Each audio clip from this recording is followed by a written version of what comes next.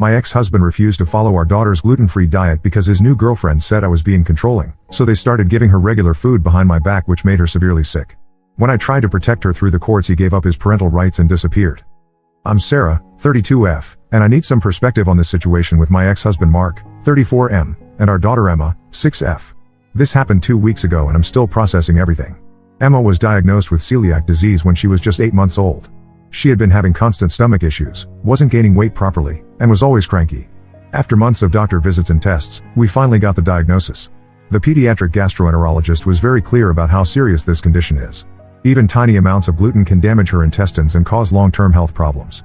Mark and I were married for 4 years before we divorced 18 months ago. The divorce happened because he had been having an affair with his co-worker Jessica, 29F, for over a year. I found out through his phone when he left it unlocked one evening. The whole thing was devastating, but I tried to focus on what was best for Emma through the process. Despite everything that happened between us, Mark has always been a good father to Emma. He never missed his custody weekends and always followed the strict gluten-free protocols we established. I taught him how to read ingredient labels, which restaurants were safe, and how to avoid cross-contamination. We had a whole system worked out because Emma's health depended on it. When Emma was first diagnosed, I had to completely overhaul our kitchen. I threw out everything that contained gluten, bought new cookware to avoid contamination, and learned to cook entirely different meals. Mark seemed to understand the severity of the situation back then. He would ask detailed questions about ingredients and always double-checked everything before giving Emma any food. The gluten-free lifestyle became second nature to our family. Emma learned early on which foods she could and couldn't eat. She became really good at asking about ingredients when we were out. Other parents would sometimes comment on how mature she was for her age when it came to food safety. I was proud of how well she handled her condition. After the divorce, Mark moved in with Jessica about 6 months later. Jessica has twin boys, Tyler and Mason, both 4M, from her previous relationship. The custody arrangement is that Emma spends every other weekend with Mark and Jessica, plus one evening during the week for dinner. I always pack Emma's meals and snacks when she goes to Mark's house. I've been doing this since the divorce because it's easier than trying to coordinate gluten-free cooking between two households.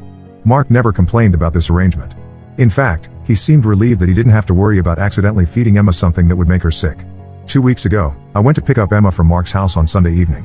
She usually comes running to the door when I arrive, but this time she seemed different. She was quieter than usual and kept fidgeting in the car. About halfway home, she started complaining that her stomach hurt.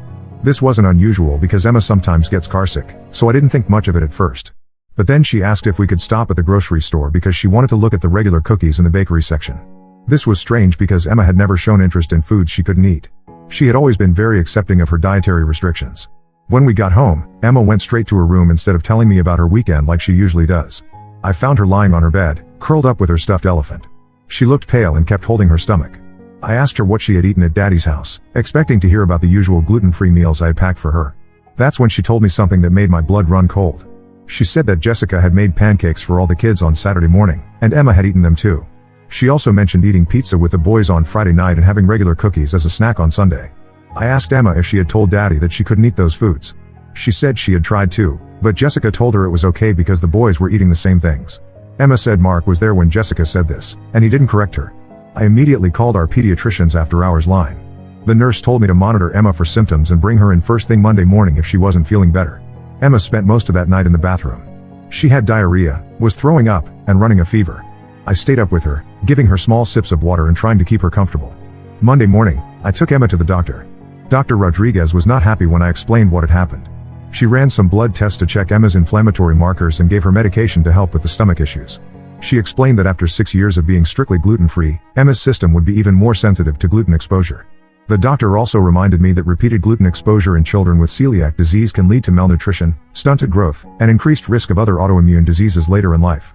She stressed that this wasn't just about temporary stomach upset, but about Emma's long-term health and development. After the doctor's appointment, I drove Emma to school, but she was still feeling too sick to stay. I brought her home and she slept most of the day. I had to take time off work to stay with her, which meant missing an important client presentation I had been preparing for weeks. That evening, after Emma was finally feeling well enough to eat some plain rice, I called Mark. I tried to stay calm because I didn't want Emma to overhear me getting upset. I asked him to explain what had happened over the weekend. Mark's response shocked me. He said he thought I was being too strict about Emma's diet and that a little gluten wouldn't hurt her. He claimed that Jessica's boys eat everything and they're perfectly healthy, so he didn't see why Emma should be any different. When I reminded him about Emma's celiac diagnosis and everything we had learned from her doctors, he said that was years ago and maybe she had outgrown it. I explained that celiac disease is a lifelong condition that doesn't just go away, but he seemed to think I was overreacting. The conversation got heated when I told him about Emma's symptoms and the doctor visit. Mark accused me of being dramatic and said that all kids get stomach bugs sometimes. He suggested that maybe Emma was just nervous about something else and that's why she felt sick. What bothered me most was that he had made this decision without talking to me first. For 6 years, we had both been vigilant about Emma's diet. Even during our worst fights during the divorce proceedings, we never disagreed about Emma's medical needs. I couldn't understand why he would suddenly decide to ignore her doctor's orders. Mark also revealed that this wasn't the first time Emma had eaten gluten at his house. He said they had been gradually introducing regular foods over the past month to see how she would react. He claimed he was doing it slowly and carefully, but admitted he hadn't told me because he knew I would stop him. I asked to speak with Jessica, thinking maybe there had been some miscommunication about Emma's dietary needs. When Jessica got on the phone, she said she thought I was being overprotective and that Emma seemed fine eating the same foods as her boys.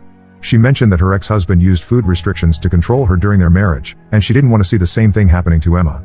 The phone call ended with Mark saying that he has equal custody rights and can make decisions about Emma's care during his parenting time. He hung up before I could respond. I spent the next few days researching my legal options.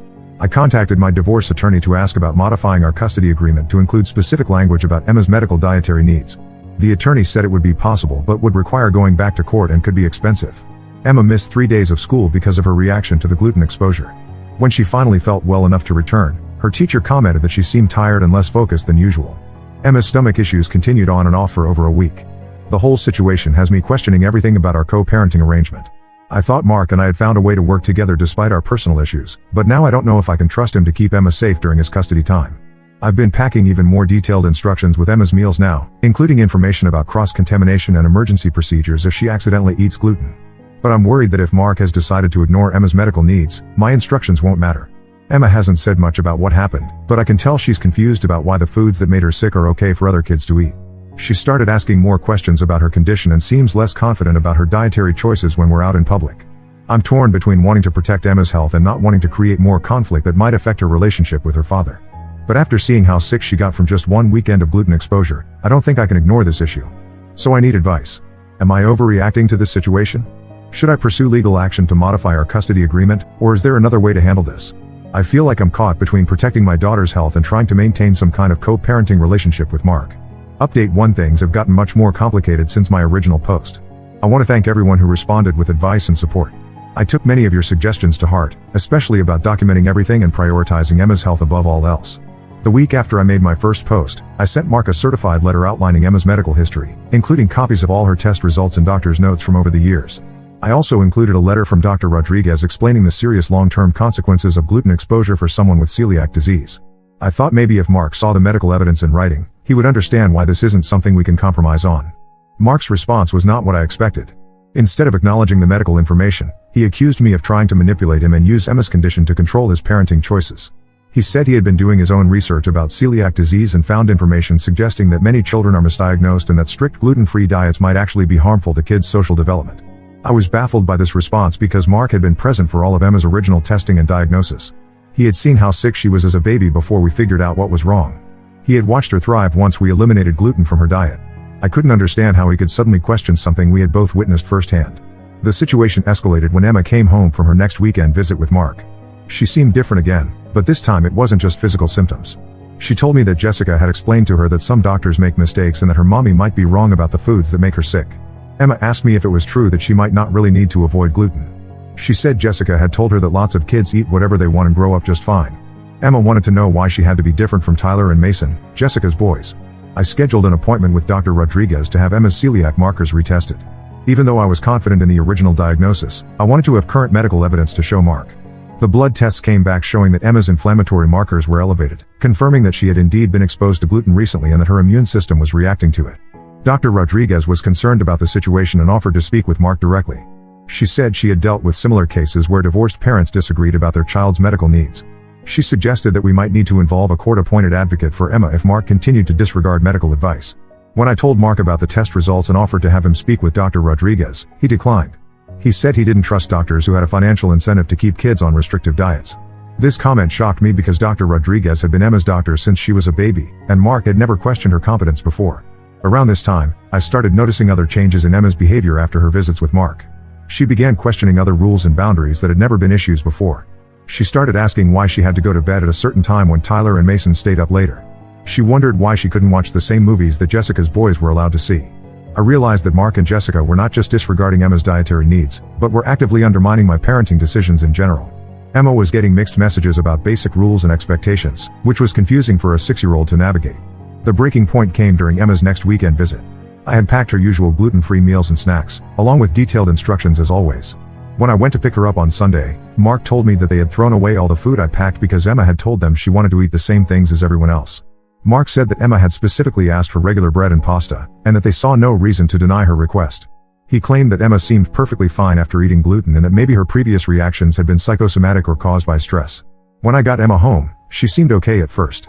But by Monday morning, she was having stomach issues again. She missed another day of school, and I had to take time off work again to stay home with her. This was becoming a pattern that was affecting both Emma's education and my job performance. I made the decision to contact my attorney about filing for an emergency modification of our custody order. The attorney explained that courts take medical neglect seriously, especially when there's clear documentation of a child's diagnosed condition and evidence that one parent is disregarding medical advice. We filed a motion asking the court to require that Emma's gluten-free diet be strictly followed during all custody visits. We also requested that Mark be required to complete education about celiac disease before resuming unsupervised visits with Emma. Mark's reaction to being served with court papers was explosive. He called me repeatedly, accusing me of trying to turn Emma against him and using her medical condition as a weapon in our divorce battle. He said I was being vindictive and trying to punish him for moving on with Jessica. The most disturbing part of his response was when he suggested that maybe Emma didn't actually have celiac disease at all. He claimed that I had convinced myself she was sick because I needed to feel important as her mother. He said that Jessica had helped him see that I was probably suffering from some kind of disorder that made me want to keep Emma sick and dependent on me. This accusation was so far from reality that I didn't know how to respond. I had never wanted Emma to have a medical condition. The diagnosis had been devastating when she was a baby, and managing her diet had been challenging and expensive for years. The idea that I would fabricate or exaggerate her condition was beyond comprehension. Jessica also left me several voicemails during this time. She said that Emma had confided in her about feeling different from other kids because of her diet. Jessica claimed that Emma was developing anxiety about food and social situations because of my restrictions. She suggested that I was damaging Emma's psychological development by making her feel like she was sick and fragile. These messages were particularly painful because I had always worked hard to help Emma feel normal despite her dietary needs. I had taught her to advocate for herself, found ways for her to participate in birthday parties and school events, and tried to make gluten-free eating feel natural rather than restrictive. The court hearing was scheduled for 2 weeks later. In the meantime, Mark's visitation continued, but I insisted on staying nearby during his custody time in case Emma had another reaction to gluten exposure. This arrangement was awkward and tense, but I felt I had no choice given the pattern of Emma getting sick after visits.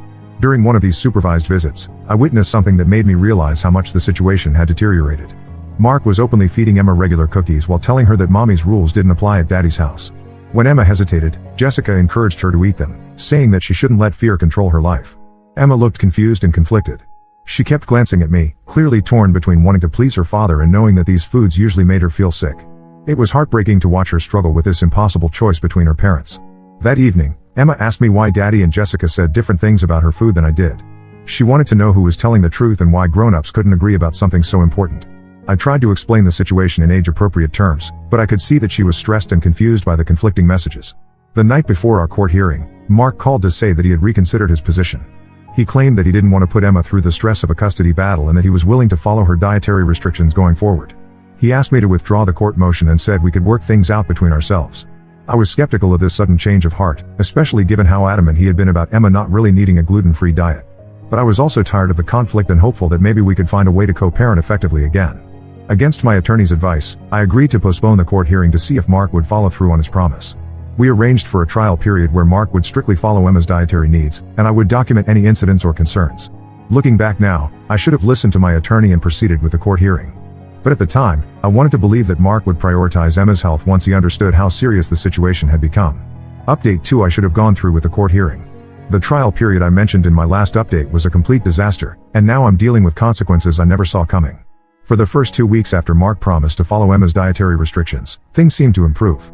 Emma came home from visits without any stomach issues, and she seemed less confused about the conflicting messages she had been getting about food. I started to hope that maybe we had turned a corner and could co-parent effectively again. But then Emma started asking strange questions that made me suspicious. She wanted to know if there were different types of gluten and whether some gluten was safer than others. She asked if organic bread was okay for her to eat, and whether cookies made with wheat flour were different from cookies made with regular flour. These questions were oddly specific and didn't sound like things a 6-year-old would come up with on her own. When I asked Emma where she had heard these ideas, she said that Jessica had been teaching her about nutrition and explaining that not all gluten was the same. I realized that instead of completely stopping gluten exposure, Mark and Jessica had decided to experiment with different types of gluten-containing foods. They were apparently testing whether Emma reacted differently to organic wheat products, sourdough bread, or foods with smaller amounts of gluten. The evidence became clear when Emma came home from a weekend visit with a stomachache but insisted she hadn't eaten anything with gluten. When I pressed her for details about her meals, she mentioned eating special bread that Jessica said was made with ancient grains and was supposed to be easier to digest. I looked up the brand Emma described and found that it was a regular wheat bread marketed as artisanal and organic, but it definitely contained gluten. Jessica had apparently convinced Emma that this type of bread was safe for her to eat because it was more natural than regular bread. When I confronted Mark about this, he admitted that they had been doing what he called gradual exposure therapy. He said Jessica had read about this approach online and thought it might help Emma build tolerance to gluten over time. He claimed they were being careful and scientific about it, keeping track of what foods caused reactions and which ones seemed okay. I was furious that they were essentially conducting medical experiments on my daughter without any professional supervision. I explained that celiac disease doesn't work like an allergy where you can build tolerance through exposure. Every time Emma ate gluten, it was causing damage to her intestines whether she felt sick or not. Mark's response was that I wasn't qualified to make medical decisions for Emma because I wasn't a doctor. He said that Jessica had more education than I did and had done extensive research on alternative approaches to managing food sensitivities. This was particularly insulting because Jessica works in marketing and has no medical or nutrition background whatsoever. The situation got worse when I discovered that Mark had taken Emma to see a naturopathic practitioner without telling me. This person had apparently told them that Emma's celiac diagnosis might be wrong and that her symptoms could be caused by other factors like stress or emotional issues related to the divorce. The naturopath had recommended a special supplement program and suggested that Emma's gluten sensitivity might resolve itself if her overall health and emotional state improved. They had started giving Emma these supplements during visits, telling her they would help her be able to eat the same foods as other kids. I was appalled that Mark had taken Emma for medical consultation without involving me, especially to someone who wasn't a licensed physician. Our custody agreement required that we both consent to any medical care for Emma, but Mark argued that naturopathy wasn't really medical treatment so the rule didn't apply. When I contacted Dr. Rodriguez about this situation, she was very concerned. She explained that there are no legitimate medical treatments that can cure celiac disease or allow someone with a condition to safely consume gluten. She warned that some alternative practitioners make dangerous claims about being able to reverse autoimmune conditions through supplements or dietary changes. Dr. Rodriguez also pointed out that the supplements Emma was taking could potentially interfere with future medical testing. If we needed to retest Emma's inflammatory markers or do other diagnostic work, the supplements might affect the results and make it harder to assess her condition accurately. I demanded that Mark stop giving Emma the supplements immediately and provide me with a complete list of everything the naturopath had recommended. Mark refused, saying that he had as much right to make healthcare decisions for Emma as I did, and that he wasn't going to let me control every aspect of her medical care. This was when I realized that the situation had moved far beyond just disagreeing about diet. Mark was actively working against Emma's established medical care and involving unqualified practitioners in her treatment. He seemed to genuinely believe that Emma's celiac diagnosis was wrong or that it could be cured through alternative methods. The breaking point came when Emma had her worst reaction yet after a weekend visit. She came home with severe stomach pain, vomiting, and diarrhea that lasted for 3 days. She missed an entire week of school and lost several pounds because she couldn't keep food down. When I took her to the emergency room, the doctors found that her inflammatory markers were extremely elevated, indicating significant immune system activation from gluten exposure. They had to give her 4 fluids because she was becoming dehydrated from the vomiting and diarrhea. The ER physician was shocked when I explained the situation with Mark deliberately exposing Emma to gluten. She said this level of reaction indicated that Emma had consumed a substantial amount of gluten, not just trace amounts from cross-contamination. She recommended that we contact Child Protective Services because this constituted medical neglect. I didn't want to involve CPS, but the hospital was required to file a report based on Emma's condition and the circumstances I had described. A social worker came to interview me while Emma was still in the hospital, and I had to explain the entire situation with Mark's refusal to follow her dietary restrictions. When Mark found out about the CPS report, he was livid. He accused me of trying to destroy his relationship with Emma and using government agencies to punish him for remarrying. He claimed that Emma's reaction was coincidental and might have been caused by a stomach virus rather than gluten exposure. Jessica called me repeatedly during this time, insisting that they had been careful about Emma's diet during that particular visit. She claimed that Emma must have gotten into something without their knowledge, or that I was somehow making her sick to frame them for neglect. The accusations were becoming increasingly paranoid and detached from reality. Jessica suggested that I might be giving Emma something to make her sick, or that I was coaching her to lie about what she ate during visits. She said that Emma seemed perfectly happy and healthy at their house, and only got sick after coming home to me. CPS opened an investigation and interviewed both Mark and Jessica separately. They also spoke with Emma, Dr. Rodriguez, and Emma's teachers to get a complete picture of the situation. The caseworker told me that they take medical neglect cases very seriously, especially when there's clear documentation of a diagnosed condition and evidence that medical advice is being ignored. During this time, Mark's visits with Emma were suspended pending the outcome of the CPS investigation. Emma was relieved not to have to navigate the conflicting rules and expectations between our households, but she was also confused about why she couldn't see her father. I tried to explain the situation to Emma in age-appropriate terms, focusing on the fact that everyone who takes care of her needs to understand her medical needs and follow the same rules to keep her healthy. I avoided criticizing Mark directly, but Emma was smart enough to understand that Daddy had been making choices that weren't good for her health. The CPS investigation took about 6 weeks to complete. During that time, I had to provide extensive documentation of Emma's medical history, including all her test results, doctor's notes, and records of her reactions after visits with Mark. I also had to document the supplements he had been giving her and the involvement of the naturopathic practitioner. The investigation concluded that Mark had indeed been neglecting Emma's medical needs by deliberately exposing her to gluten despite knowing about her celiac diagnosis. The caseworker noted that Mark's refusal to accept medical advice from licensed physicians and his decision to seek alternative treatments without proper consultation constituted a pattern of medical neglect. CPS recommended that Mark's visits be supervised until he completed education about celiac disease and agreed to follow Emma's dietary restrictions without deviation. They also required that any future medical decisions for Emma be made jointly and only involve licensed healthcare providers. Mark was furious about the CPS findings and blamed me for ruining his relationship with Emma. He said that I had manipulated the system to get revenge on him for the affair and remarriage. He accused me of being vindictive and using Emma as a weapon to punish him. The supervised visits that followed were tense and awkward. Mark was resentful about having to follow strict protocols, and Emma could sense the tension between all the adults involved. She started asking fewer questions about her condition and seemed withdrawn during and after visits with her father. Update 3: The supervised visits lasted for 3 months before Mark decided he was done fighting the system. Last month, he informed me through his attorney that he was relinquishing his custody rights and moving to another state with Jessica. He said the legal requirements and supervision were too burdensome, and he felt like he couldn't have a normal relationship with Emma under these conditions. I was shocked by this decision, even though our relationship had deteriorated so badly. Whatever issues Mark and I had as ex-spouses, I never expected him to walk away from Emma entirely. She had always been the most important thing in his life, or so I thought. Emma's reaction to her father's departure was complicated. She seemed sad but also relieved that she wouldn't have to worry about conflicting rules and expectations anymore. She stopped asking questions about why different adults told her different things about her food, and her confidence about managing her dietary needs returned. The transition wasn't easy though. Emma went through a period of testing boundaries at home, probably trying to figure out if I was going to change my rules too. She asked several times if she could try eating regular bread or cookies, but seemed satisfied when I explained that her body's needs hadn't changed just because Daddy wasn't around anymore. Dr. Rodriguez helped me navigate this transition by having age-appropriate conversations with Emma about her condition. She explained that celiac disease is something Emma will have her whole life, but that it doesn't make her sick or different as long as she follows her special diet. Emma seemed to understand this better coming from her doctor than from me. The most positive development has been Emma's return to normal health patterns. Without the regular gluten exposure from visits with Mark, her inflammatory markers returned to normal levels. She stopped having the stomach issues that had become routine after custody weekends, and her energy and focus at school improved noticeably. Emma's teacher commented that she seemed more settled and confident than she had been in months. She was participating more in class activities and seemed less anxious about food-related situations like birthday parties or school events.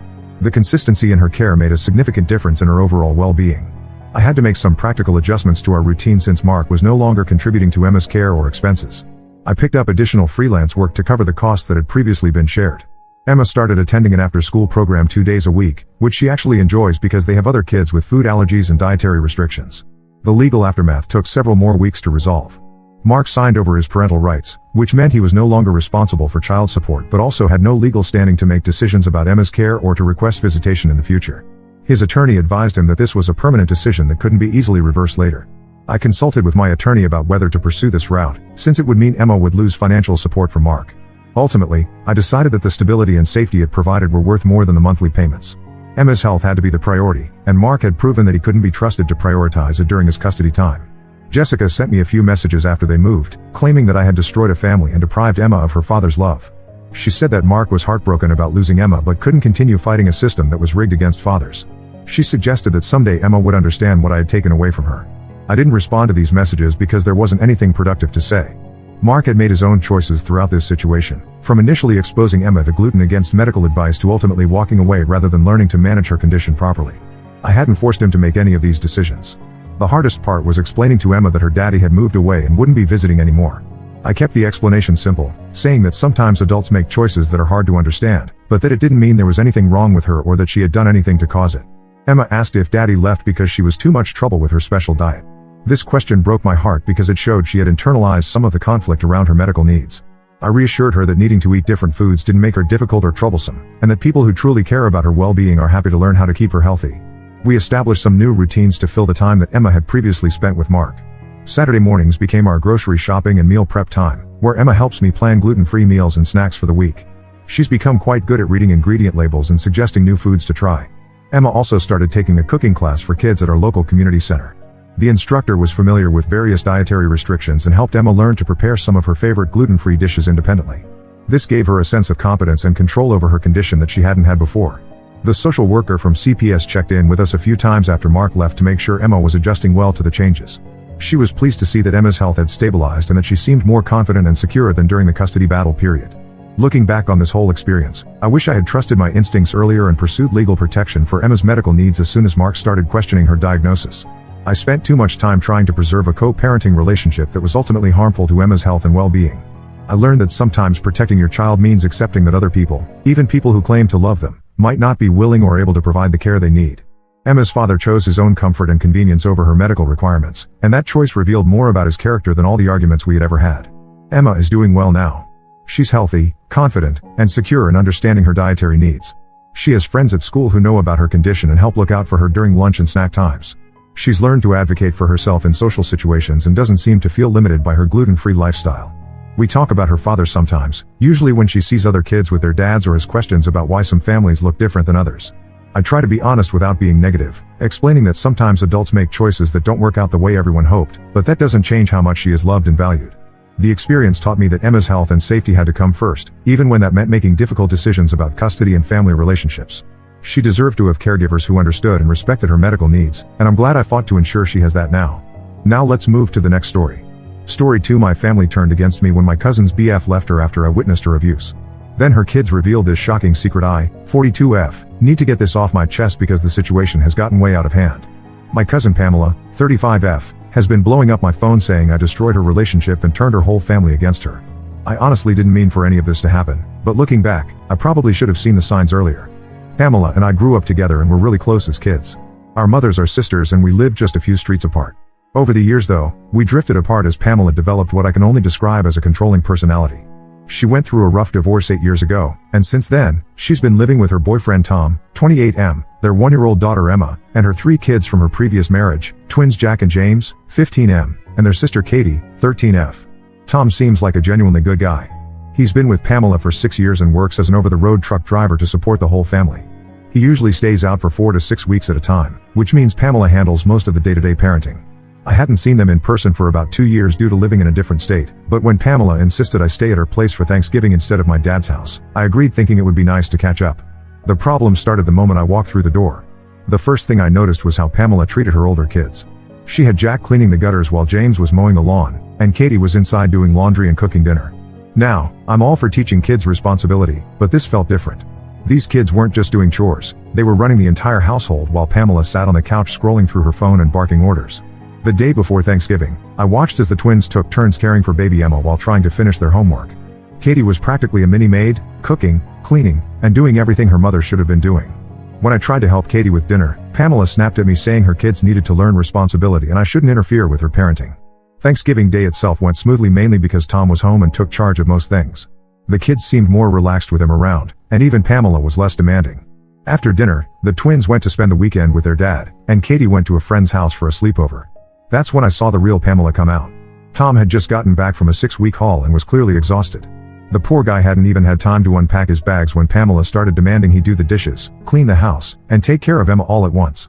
When he calmly explained that he was trying to spend some time with Emma after being gone for so long, Pamela exploded. She started screaming at him about how she had to handle everything while he was gone, how he was lazy and useless, and how he needed to pull his weight around the house. Tom just stood there, gently bouncing Emma while Pamela ranted. I couldn't stand seeing him treated that way, so I offered to watch Emma so he could get some things done. Big mistake. Pamela turned her rage on me, saying I needed to mind my own business and stop undermining her authority in her own house. She accused me of trying to make her look like a bad mother and said I had no right to interfere with her family. I backed off, but the situation just kept getting worse.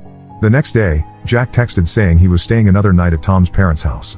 He had been working a college football game with Tom's family, and since it was already 9 p.m., his ride didn't feel comfortable driving him home so late. It seemed like a perfectly reasonable situation. The kid was safe with family, it was late, and he'd be home the next day. But Pamela completely lost it. She demanded Tom drive an hour each way to bring Jack home immediately. When Tom suggested letting him stay the night since he was safe and with family, Pamela went ballistic. She started screaming so loud I'm sure the neighbors heard every word. She called Tom worthless, accused him of trying to turn her kids against her, and said he was a terrible father to Emma. Tom looked defeated but grabbed his keys to go get Jack. As soon as he left, Pamela snatched Emma and stormed off to their bedroom, still yelling about what a disappointment Tom was and how no one respected her authority.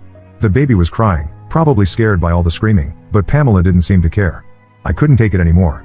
The verbal abuse, the way she treated her kids like servants, the constant screaming, it was too much. I packed my bags and went to my dad's house, leaving a brief note, thanking her for her hospitality. I forgot my watch that was charging in the guest room, so I had to go back the next morning to get it. That's when I found out Tom hadn't just gone to get Jack, he had packed up some of his and Jack's things and left. He sent Pamela a text saying he couldn't take the abuse anymore and needed space to think about their relationship. He also said he was taking Emma to stay with his parents until they could figure things out. Pamela completely lost it. She started calling and texting me non-stop, saying I had poisoned Tom against her and encouraged him to leave. She accused me of trying to steal her boyfriend, despite the 14-year age gap and the fact that I've been happily single. She's blocked me on all social media, but her kids are posting horrible things about me, clearly repeating whatever lies Pamela is telling them. The worst part is that some of our family is actually believing her version of events. My aunt, Pamela's mom, called me in tears, asking how I could break up her daughter's family right before Christmas. When I tried to explain what really happened, she accused me of being jealous of Pamela's relationship. I know I probably should have kept my mouth shut and just endured the drama until my visit was over. But watching someone being verbally abused while everyone else acts like it's normal just didn't sit right with me. Pamela's behavior was toxic and abusive, and while I never told Tom to leave, I can't say I'm sorry he finally stood up for himself. Ida for leaving and inadvertently giving Tom the courage to stand up for himself? Update 1: Things have gotten even messier since my last post, and I need to share what's been happening because it's honestly worse than I initially thought. The whole situation has revealed some dark truths about Pamela that none of us knew about. Last week, I received a friend request on Facebook from Linda, 54F, Tom's mother. At first, I was hesitant to accept it given all the drama, but I'm glad I did. She sent me a long message thanking me for being kind to her son during my stay. According to Linda, they had been watching Pamela's abusive behavior escalate for years, but Tom always made excuses for her and begged them not to interfere. Linda shared some disturbing details about their relationship. Apparently, whenever Tom was on the road, Pamela would constantly call him while he was driving, accusing him of cheating and demanding he prove where he was. If he missed a call because he was sleeping or driving, she would blow up his phone with threatening messages. Tom stayed through all of this because he loved Emma and the other kids, and Pamela had repeatedly threatened that he would never see Emma again if he left. The most shocking revelation came when Linda told me about Pamela's pattern of behavior. This wasn't her first relationship to implode this way. Her marriage to the twins and Katie's father ended under similar circumstances, but Pamela had managed to spin the story so everyone believed he was the abusive one. Linda found this out from Tom's sister, who works with the ex-husband's current wife. Linda shared screenshots of text messages Pamela had sent Tom over the years. They were horrible. She would call him worthless, say no one else would ever want him, tell him he was a terrible father, and threaten to destroy his relationship with Emma. Some messages were sent while he was literally driving his truck, putting his life at risk because she knew he would feel compelled to respond. The real gut punch came yesterday when Jack, one of the twins, messaged me on Instagram. His message started with an apology for the nasty things he had posted about me. He explained that Pamela had forced them to write those posts, standing over their shoulders and dictating what to say. She had told them I was trying to break up their family and had been flirting with Tom the entire time I was there. Jack confessed that he was actually relieved when Tom left because he couldn't stand watching history repeat itself. He said Pamela treated their dad the same way before their divorce, but they were too young then to understand what was happening. Now that they're older, they recognize the pattern of abuse. He also revealed that Pamela had been telling the kids that Tom was cheating on her with me, which explained why they had been so hostile. I decided to share these messages with my Aunt Mary, Pamela's mom, hoping she would finally see the truth about her daughter. I thought the evidence from multiple sources would help her understand what was really going on. I was wrong. Instead of listening, she accused me of working with Tom to fabricate evidence to make Pamela look bad. She said I was just jealous because Pamela had managed to find a younger, hard-working man while I was still single at my age. The irony of her not realizing this exactly proved I wasn't interested in Tom completely escaped her. Somehow Pamela found out about my conversations with Linda and Jack. She showed up at my office yesterday, screaming about how I was conspiring with her enemies to destroy her life. She caused such a scene that security had to escort her out. Now she's threatening to sue me for defamation, claiming I'm spreading lies about her to destroy her reputation and take her children away. The kids are caught in the middle of all this chaos. The twins are barely speaking to Pamela now, especially after she tried to confiscate their phones to prevent them from contacting Tom or their dad. Katie, the younger sister, is still completely under Pamela's influence, repeating her mom's version of events to anyone who will listen. Tom is trying to get partial custody of Emma, but Pamela is making it as difficult as possible, missing scheduled handoffs and making false allegations about his parenting. This morning, I got a call from my cousin Mike, Pamela's brother, telling me I need to fix this situation because Pamela has been calling their parents multiple times a day, crying about how I destroyed her life. He suggested I should just apologize to keep the peace, even if I didn't mean it. When I refused, he called me selfish and said I was tearing the family apart. I honestly don't know what to do anymore. Part of me wants to show everyone the evidence I have of Pamela's behavior, but I'm worried that would only make things worse for the kids. They're already dealing with enough trauma without their mom's abusive behavior being exposed to the entire family. At the same time, I'm tired of being painted as the villain in this story when all I did was refuse to ignore abuse. Tom's lawyer advised him not to have any direct contact with me until after the custody hearings, which I completely understand. But through Linda, I know he's doing better now that he's away from Pamela's influence. He's taken a local route so he can be more present for Emma, and he's working with his lawyer to document all of Pamela's past abuse. The whole situation is just getting worse by the day, and I have a feeling this is just the beginning of a very ugly battle. Update 2: I never expected this story to take such a dark turn. What happened last week has changed everything, and the truth about Pamela is finally coming out in ways none of us anticipated. James, one of the twins, finally broke down and told their dad Greg everything that had been happening in Pamela's house. Not just the verbal abuse we all witnessed, but years of neglect and manipulation that none of us knew about. He revealed how Pamela would regularly leave baby Emma with the teenagers for days at a time while she went out partying, claiming she needed mental health breaks. The kids were afraid to say anything because Pamela threatened to send them to a boarding school in another state if they ever told anyone about what happened at home. The twins and Katie had been covering for their mom for years. When Tom was on the road, Pamela would disappear for days, leaving the kids to care for Emma and themselves. They used their allowance and money from their part-time jobs to buy groceries because Pamela spent all the household money Tom sent on gambling. James showed his dad their text conversations where they would coordinate who would watch Emma, cook meals, and handle the housework while their mom was gone. Greg immediately contacted his lawyer and filed for emergency custody. During the hearing, years of Pamela's manipulation and abuse came to light. The judge was especially concerned about evidence showing Pamela had been forging Tom's signature on documents while he was on his long-haul trips. She had opened credit cards in his name and racked up massive debt, which Tom only discovered after he left. But the most shocking revelation came from Tom himself through his lawyer. Early in their relationship, when Tom had talked about taking a better-paying job that would keep him away from home longer, Pamela claimed she was pregnant to make him stay. She then faked a miscarriage a few weeks later, only to actually get pregnant with Emma a few months after that. The timing of all this came out because she had accidentally admitted it in text messages to a friend, which Tom's lawyer obtained during discovery. The evidence of Pamela's gambling addiction was overwhelming. Bank statements showed she had been withdrawing large sums of money from Tom's account at local casinos. When the kids needed things for school or sports, she would tell them Tom hadn't sent enough money, forcing them to either go without or use their own money. All while Tom was sending more than enough to cover all household expenses. When confronted with all this evidence in court, Pamela showed absolutely no remorse. Instead, she had a complete meltdown, screaming about how everyone was conspiring against her and how we would all regret this. She accused me, Tom, Greg, and even her own kids of plotting to destroy her life. The judge had to threaten her with contempt of court to get her to calm down. Greg was granted full custody of the twins and Katie. Tom has filed for full custody of Emma and is pressing charges for identity theft and fraud. The kids are now living with Greg full-time and are starting counseling to deal with the trauma of growing up with Pamela. Even Katie, who was previously defending her mom, finally broke down and admitted how afraid she had been all these years. Our entire family is in shock. My aunt and uncle, who had been Pamela's biggest defenders, finally had to face the truth about their daughter when they saw the evidence in court. They found out Pamela had also stolen money from them, forging checks from their account. The realization that they had enabled her behavior for years has hit them hard. Pamela has been calling everyone in the family, trying to get them to take her side, but this time no one is buying her lies. The evidence is too clear, and her behavior in court showed everyone her true colors. She's been ordered to stay away from both Tom's and Greg's homes, and any contact with the kids has to be supervised. The saddest part in all of this is seeing how relieved the kids are to be away from her. They're finally able to just be teenagers instead of having to be parents to their younger sister and caretakers of their household. Tom is working with his lawyer to help the twins and Katie recover the money Pamela took from them, though no one expects to see much of it returned. I still can't believe how much damage Pamela managed to hide for so long, or how many people she hurt while maintaining an image of being a struggling single mom doing her best. The truth is finally out, but the aftermath is affecting everyone involved. Update 3: This will be my final update because I think it's time to close this chapter. The situation with Pamela has gotten both better and worse, if that makes any sense. After losing custody of all her kids, Pamela's behavior became increasingly erratic and concerning. About 2 weeks ago, she showed up at Tom's parents' house at 3 a.m., completely drunk. She started banging on their door, screaming that she wanted to see Emma.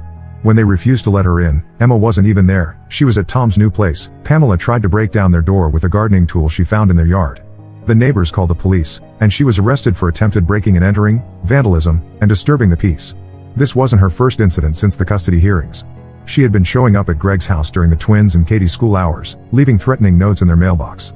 She even tried to pick Katie up from school one day, causing such a scene that the school had to go into lockdown. After the incident at Tom's parents' house, both families were able to get restraining orders against her. Pamela is now facing criminal charges for the break-in attempt, violating the custody agreement, and the financial fraud against Tom. The judge has ordered her to complete anger management classes and seek addiction treatment if she wants any chance of supervised visits with the kids. So far, she's refused to comply, insisting that she's the victim in all this. The kids are doing much better away from her influence. The twins have joined their school's football team, something Pamela never allowed because she claimed they needed to be home to help with Emma. Katie is finally able to spend time with friends instead of being stuck at home doing housework. Their grades have improved significantly now that they're not exhausted from running the household. Tom has found a local driving route that lets him be home every night with Emma. He's also started taking parenting classes, not because he needs to, but because he wants to be the best father he can be for her. The courts have granted him primary custody, with Pamela only allowed supervised visits after she completes her court-ordered programs. Most of our family has finally seen Pamela for who she really is. My aunt and uncle apologized to me for not believing me earlier. They admitted they had enabled Pamela's behavior for years, always making excuses for her actions and bailing her out of trouble.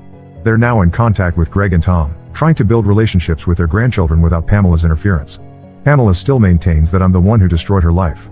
She creates new social media accounts every few days to harass me, blaming me for turning her kids and family against her. I've had to change my phone number and increase security at my workplace because of her harassment. I've gone low contact with most of that side of the family. Not because I'm angry, but because I need some distance from the whole situation. The kids know they can reach out to me anytime, and I still see them when I visit my dad, but I'm done being in the middle of family drama. Sometimes I wonder if things would have been different if I had spoken up about Pamela's behavior years ago. But I realize now that Pamela's actions are her own responsibility. She chose to abuse and manipulate the people around her, and now she's facing the consequences of those choices. The silver lining in all this is that 5 kids, including Emma, are finally in a healthy environment where they can just be kids. Sometimes the best thing you can do is step back and let toxic people face the consequences of their own actions.